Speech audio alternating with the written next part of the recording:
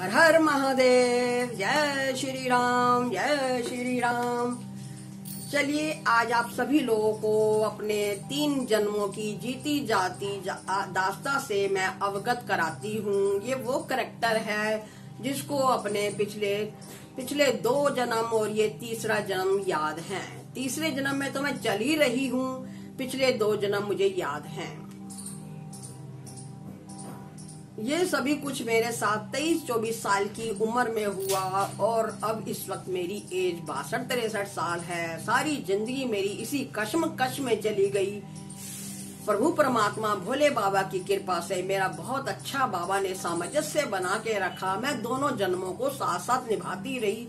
पिछले जन्म की बात भी अपने माइंड में मेरे जैसे आती थी, मैं उस जन्म में जाकर जहाँ जो बात करनी होती मैं करती थी। इस जन्म में भी मैं अपना जीवन निभाती रही।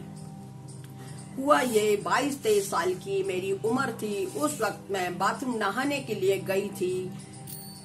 अभी तो कुंडा बंद करते ही मेरे साथ कुछ बातें शुरू हो गई। जैसे मैंने कुंडा बंद करा, मेरे साथ अंदर ही अंदर कोई कुछ बातें कर रहा था, लेकिन मुझे पता नहीं चल रहा था ये सब क्या हो रहा है, ये मुझसे बातें कौन कर रहा है।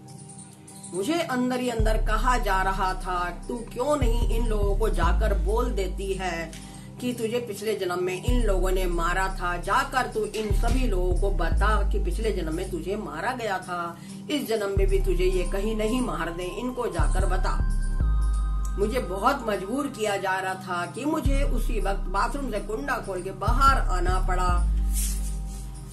आते ही मैंने घर के सभी करैक्टरों को उनके पास जा जाके कहना शुरू कर दिया। पहले मैं बहन के पास गई, बिल्लो बिल्लो बहन के पास गई, तुम मुझे कुछ कहना मत, तुम मुझे मारना मत, मुझे तुम मार दोगे, तुम लोगों ने पिछले जन्म में मुझे मार दिया था।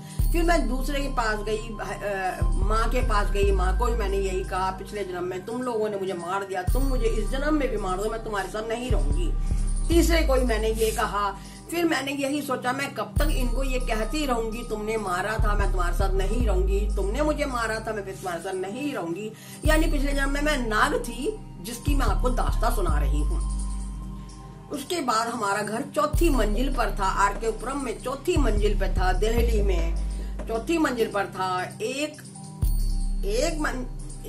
मंजिल में कम से कम 8 सीढ़ियां होती हैं, हर स्टेप में 8 सीढ़ियां होती हैं। उन 8 स्टेपों को 8-10 स्टेपों को मैं एक ही एक बार में कूद के 4 मंजिल से मैं नीचे आ गई।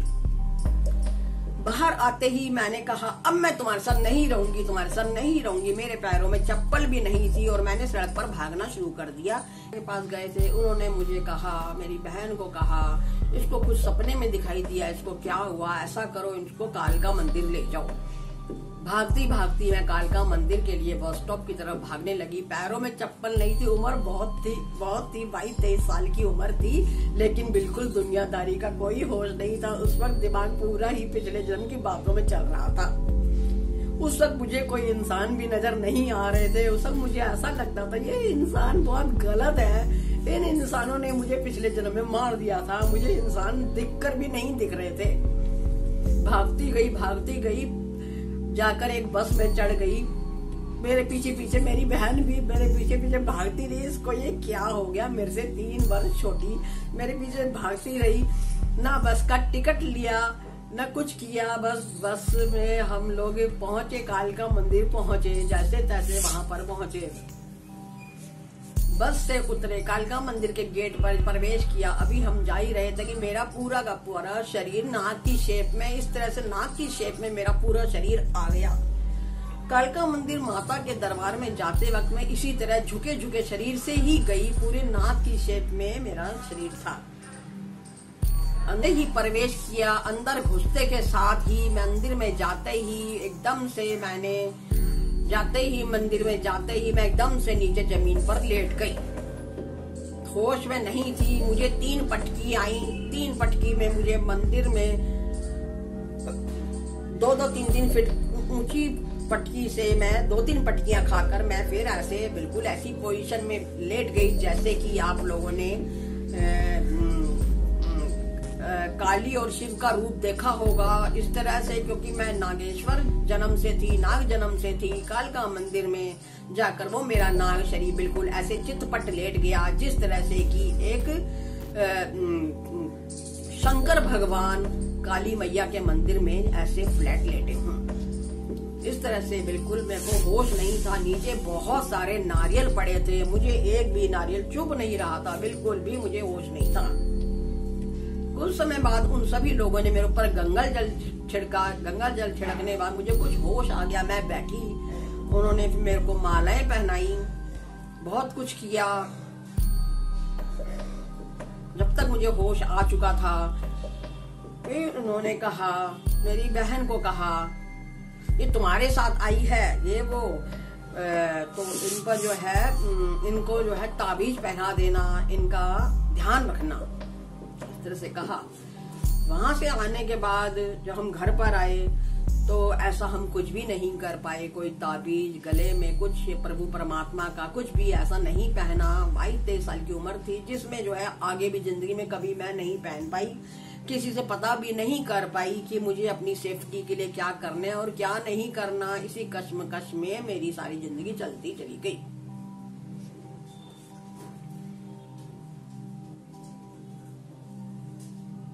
दोनों तरफ का जीवन मैं निभाती थी। अपने इस जन्म के सारे काम करने के बाद जब मैं अकेले में बैठती थी तो मेरी पिछले जन्म की बारे में बातें होती थी। मैं साइलेंट होके अंदर ही अंदर बातें करा करती थी। ज्यादा किसी साथ में मिक्स नहीं हुआ करती थी, अपने काम से काम रखा करती थी। 22-23 साल की उम्र में ऐसा हुआ, जो कि ये चलता रहा। उसके बाद कुछ टाइम बाद उम्र 22, 23, 24, 25, 26 हो गई। मतलब कि अब तो ऐसा टाइम आ ही गया था कि माता पिता को शादी तो करनी ही थी। अब ऐसी कंडीशन में क्या कर सकते थे। जैसा कि डिसाइड हुआ, हम 5 बहनें थीं, जैसा डिसाइड हुआ अब कैसे क्या किया जाए, तो मैंने कहा मैं ऐसे लड़के से शादी करूंगी जो मेरे पिता से दहेज नहीं लेगा। मैं एक भी पैसा अपने घर से नहीं लेकर जाऊंगी, चाहे वो लड़का कैसा भी हो। इस तरह से करने के बाद एक ब्राह्मण परिवार का एक लड़का मिला। 1-2 और भी देखे थे। मतलब मुझे करनी ही ऐसे थी जो मेरे पिता के घर से एक भी पैसा नहीं लेके जाए, चाहे लड़का कैसा भी हो, झोपड़पट्टी का हो, विडो हो, ये हो, वो हो, जो भी हो, एनीथिंग। मैं हर तरह के लड़के से शादी करने तैयार थी, क्योंकि मुझे अपने पिता के घर से एक भी पैसा लेकर नहीं जाना था। ये पिता जो है, मेरे जो पिता इस जन्म में जो मेरा पिता था, वास्तव में ये मेरा पिता वही था जिसने पिछले जन्म में मेरे बाबा की मंदिर में, जहाँ मेरे बाबा बैठे थे, मेरे बाबा का मंदिर का दीवा उठाकर दूर फेंक दिया था। ये मेरा पिता, इस जन्म का पिता मेरा वही था। और फिर उस जन्म में दीवा फेंकने के बाद इसी पिता का परिवार वहाँ पर फलने फूलने लगा और ये लोग अपना जीवन इन लोगों ने वहाँ पे जीना शुरू कर दिया। जय श्री राम। ये सब डिसाइड करने के बाद मैंने एक लड़के से मैंने शादी करी। हालांकि वो हैंडीकैप था, बट डिमांड नहीं थी, क्योंकि मैंने डिमांड वाले शादी नहीं करनी थी। हाथ खराब था, बाकी कोई प्रॉब्लम नहीं थी। MTNL में जॉब करता था, ब्राह्मण परिवार से था, बाकी कोई में परेशानी नहीं थी। मेरा मेन मकसद था दहेज नहीं लेकर जाऊंगी। जय श्री राम। इस तरह से मेरी शादी हो गई। टाइम चलता रहा, दिन गुजरते रहे, लेकिन मैं अपने दोनों जन्मों को प्रभु परमात्मा भोले बाबा की कृपा से निभाती रही।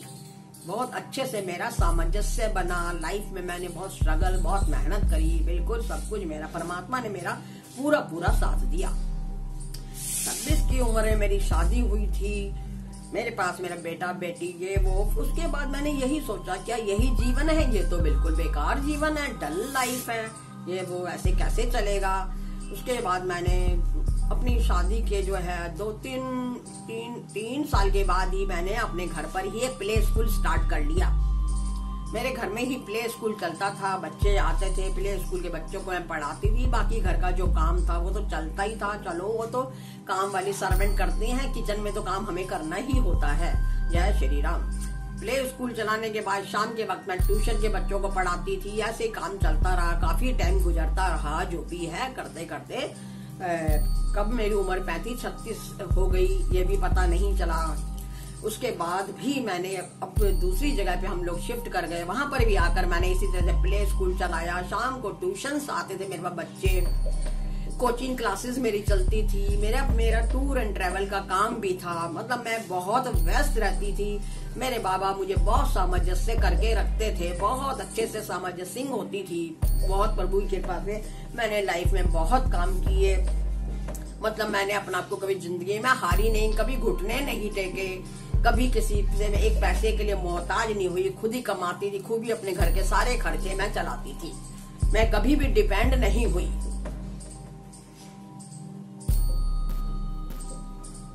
मॉर्निंग में प्ले स्कूल चलता था मेरा। सबसे मॉर्निंग में मैं जो हूँ 6:30-7 बजे अपनी वैन लेकर निकल जाती थी, जिसमें मैं चारों तरफ एरिया के बच्चे भरकर स्कूल में जाके मैं ड्रॉप करती थी। फिर वापस मैं 8:30 बजे आती थी। आकर जो हस्बैंड के लिए खाना बनाना, ये सब कुछ करना। उससे आधा घंटा पहले एक घंटा पहले मैं फटाफट से बच्चों को खाना वाना तैयार करके बच्चों को देकर तब मैं गाड़ी लेके निकल जाती थी। चारों तरफ के एरिया के बच्चे मैं इकट्ठे करके उनको उनके स्कूलों में छोड़कर ड्रॉप करके मैं अपने घर वापस आती थी। 8-8:30 का टाइम होता था। फटाफट आकर मैं स्पीड पर खाना बनाकर अपने हस्बैंड का खाना वगैरह सब तैयार करके उनको उनके गवर्नमेंट ऑफिस MTNL भेज देती थी। जैसे वो ऑफिस जाते थे उसके बाद मेरे प्ले स्कूल के बच्चे आने शुरू हुए थे। प्ले स्कूल के बच्चों को मैं पढ़ाती थी। 12 बजे वो जाते थे। उनके जाते ही मैं गाड़ी लेके दोबारा निकल जाती थी। फिर सभी इस बच्चों को जिनको मैंने स्कूल में ड्रॉप किया होता था उन सबको वापस उनके घर पर छोड़ती थी। 2:30-3 बजे मैं जब घर पर वापस आती थी, फटाफट से लंच बच्चों को करवा के खुद करके आधे घंटे का ब्रेक लेने के बाद मेरे कोचिंग सेंटर के बच्चे आने शुरू हो जाते थे। प्रभु परमात्मा की कृपा से मैं सभी काम बहुत अच्छे से बैलेंसिंग करके करती थी। उसके बाद अपने ट्यूशन के बच्चों को पढ़ाने के बाद टाइम से जल्दी फ्री होने के बाद 5 बजे मैं दोबारा से गाड़ी लेके निकल जाती थी। मैंने एक स्कूल में काफी बड़ा स्पेस लिया हुआ था, वहां बच्चों को मैं स्केटिंग क्लासेस कराया करती थी। एक्टिविटी स्कूल था। फिर मैं शाम को चारों तरफ से बच्चे इकट्ठे करके वैन में वहां लेके पहुंचती थी। वहां एक्टिविटी क्लासेस मेरी चलती थी। बच्चों को फिर वापस से ड्रॉप करना, फिर वापस से घर आना, वही सेम रूटीन। लाइफ में ये सब कुछ ऐसा ही चलता रहा। बहुत अच्छे से प्रभु ने बैलेंसिंग करी। लेकिन मेरे पिछले जन्म की सारी कहानी एक कोने में रहती थी। जब सारे कामों से फ्री होती तब मैं पिछले जन्म में जाती थी। कुछ थोड़ी इधर उधर की बातें बिल्कुल अपनी उधर मेरी होती थी। करते करते ऐसे करते करते पता ही नहीं चला मेरी उम्र कब ये 62, 61, 62, 63 हो गई। मुझे पता ही नहीं चला। इन्हीं सब दुनियादारी के कामों में लगे मुझे नहीं पता चला। एक बार जब मेरी उम्र कितना 62 वर्ष की थी, मैं बैठी हुई चाय पी रही थी तो मेरे से इस तरह से बात हुई। हाँ, जैसे कि मैं ना चाहते हुए मुझे बताना पड़ रहा है, मजबूरन मुझे बताना पड़ रहा है, ना चाहते हुए, क्योंकि इस तरह की बात हर किसी को बताई नहीं जाती। मजबूरन मुझे बताना पड़ रहा है कि 22-23 साल की उम्र में मुझे खुली आंखों से शिव भगवान के दर्शन हुए हैं। खुली हुई आंखों से बाबा को मैंने अपने सम्मुख बैठे हुए ध्यान मगन में बैठे हुए देखा। उन्हीं बाबा की कृपा से मेरी जीवन मेरा बहुत अच्छे से बैलेंसिंग होके चला। वरना पिछला जन्म जिसको याद हो उसका तो क्या से क्या आलम हो जाता है, ये तो पता ही है। मेरे साथ मेरा बड़ा भाई भी था, उसको भी पिछला जन्म याद आया, लेकिन वो पिछले जन्म में पूरा ही चला गया। उसने ये जन्म पूरा ही छोड़ दिया। ये जो मेरा भाई पिछले जन्म की जिसको याद आई थी, जो मेरे साथ ही आया था, मेरे से पहले बड़ा था, उसको जब पिछले जन्म की याद आई तो उसमें ही चला गया। और ये मेरा भाई वही था जो वहां पर हमारा बाबा का मंदिर था। ये मेरा भाई पिछले जन्म में मेरा पिता था। अपने भाई का हिसाब करने के लिए ही मुझे इस जन्म में यहाँ पे साथ आना पड़ा। मेरे बहुत लंबे चौड़े हिसाब हैं जो नहीं हो पाए। उम्र मेरी दिन पर दिन बढ़ती जा रही है। जय श्री राम।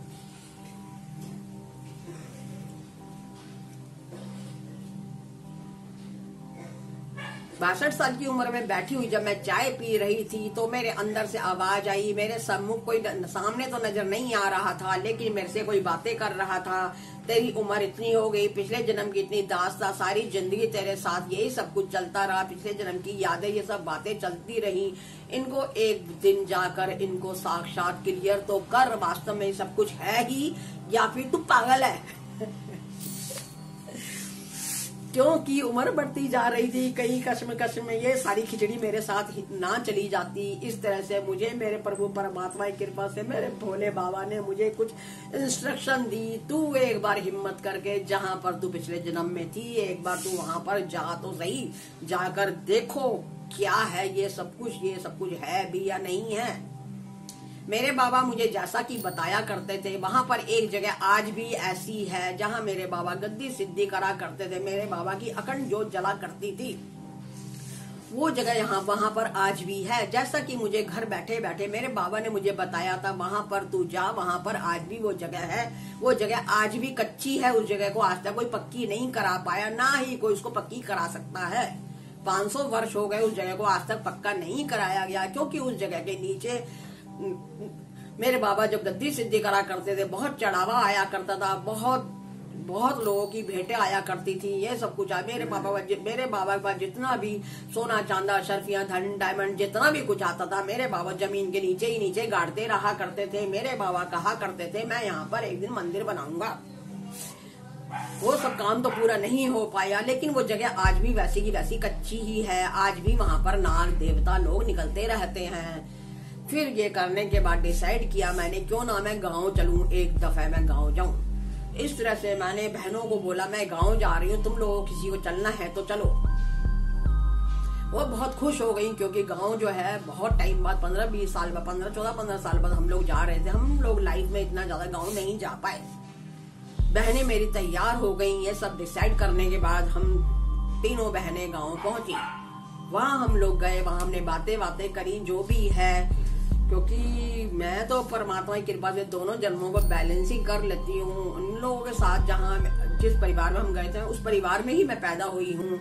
वहां तो सिर्फ मेरी एक चाल ही थी कि भाई साहब ये वो मतलब मेरे वहां पे ताऊजी लोग ये सभी लोग वहां पर रहते हैं। ताऊजी तो कब नहीं है जो ताऊजी चलो वो सब बातें तो बाद में बताएंगे। तो फिर हम लोग वहां पहुंचे, लेकिन जो है जैसा बाबा ने बताया तो हम लोग वहां पहुंचे। वास्तव में वहां पे कितनी बड़ी जगह है जो 500 साल पुरानी है, जिस जगह को आज तक लोग पक्का नहीं करा पाए, आज भी कच्ची है।